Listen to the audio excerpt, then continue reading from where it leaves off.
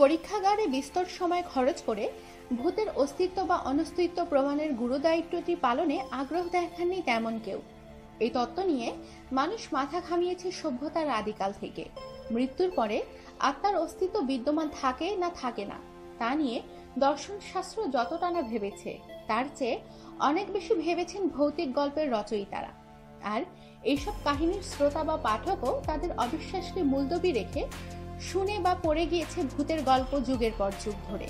কিন্তু গল্পের শেষে সেই প্রশ্নটাই উঠেছে, ভূত কি সত্যি আছে?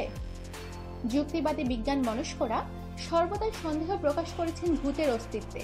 তারা বারবার বলেছেন, ভূত যে রয়েছে তার প্রমাণ কোথায়? এর উত্তরে ভূতবাদীরা পাল্টা প্রশ্ন করেছেন, যে সে নেই তার প্রমাণই বাকি। এহেন চাপান উত্তরে কেটে গেছে অনেক সময়, কিন্তু পরীক্ষাগারে বিস্তর সময় খরচ করে ভূতের অস্তিত্ব বা অনস্তিত্ব প্রমাণের গুরুদায়িত্বটা পালনে আগ্রহ দেখাননি তেমন কেউ। এই কাজেই এগিয়ে এসেছিলেন বিশ্বখ্যাত পদার্থবিদ ব্রায়ান কক্স। এই ইংরেজি পরমাণু বিজ্ঞানী টেলিভিশনে বিজ্ঞান সংক্রান্ত অনুষ্ঠানের সূত্রে আবার তুমুল জনপ্রিয়। সম্প্রতি কক্স জানিয়েছেন, ভূতের অস্তিত্ব নেই। যদি তা থাকতো তাহলে বিশ্বের সব থেকে বড় বৈজ্ঞানিক পরীক্ষায় তা ধরা পড়তই। কি এই সব থেকে বড় পরীক্ষা? কক্স জানিয়েছেন, মানুষের মৃত্যুর পরে তার আত্মা কোথায় যায় তা নিয়ে সভ্যতার উন্মেষের কাল থেকে মানুষ সন্ধান চালিয়েছে।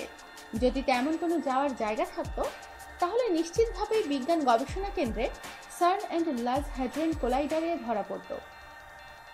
লার্জ হ্যাড্রন কোলাইডার আসলে বিশ্বের বৃহত্তম আণবিক বিশ্লেষক। চৌম্বক শক্তিকে কাজে লাগিয়ে এই যন্ত্র মহাজগতের মৌলিক বস্তুসমূহকে বুঝতে পারে। এই বিশ্লেষণ থেকে আমাদের চারপাশে দৃশ্যমান জগতের প্রতিটি এলিমেন্টকেই জানা বা বোঝা যায়। লার্জ হ্যাড্রন কোলাইডার যে কোনো এনার্জিকেও বিশ্লেষণ করতে সমর্থ। কক্সের মতে, ভূত যদি থাকতো তবে তারা এনার্জি দিয়ে গঠিত হতো, কারণ আত্মা যে কোনো পদার্থ দিয়ে গঠিত নয়, তার প্রমাণের অপেক্ষা রাখে না। অথচ থার্মোডাইনামিক্স এর দ্বিতীয় সূত্র অনুযায়ী এনার্জি উত্তাপে লোপ পায়। একমাত্র যদি ভূতেরা এই সূত্রকে এড়িয়ে যাওয়ার কৌশল জেনে থাকে তাহলে কিছু বলার নেই। কিন্তু তা যদি হয়ে না থাকে তাহলে লার্জ হ্যাড্রন কোলাইডার তাদের খোঁজ পেতই। সার্ন বা ইউরোপিয়ান সেন্টার ফর নিউক্লিয়ার রিসার্চের তরফে কক্স এক প্রকার ঘোষণাই করে দিয়েছেন, ভূতের অস্তিত্ব নেই।